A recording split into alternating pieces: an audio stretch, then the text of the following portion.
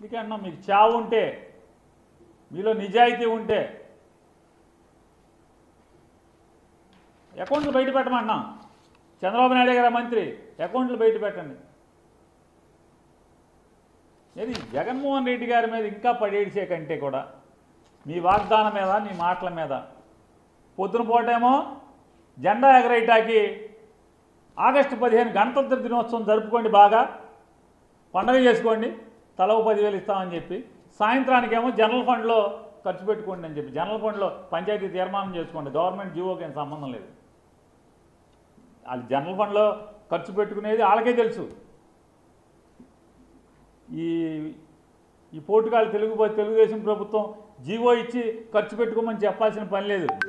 వాళ్ళు తీర్మానం చేసుకొని, జనరల్ బాడీలో తీర్మానం చేసుకొని వాళ్ళే ఖర్చు పెట్టుకుంటారు.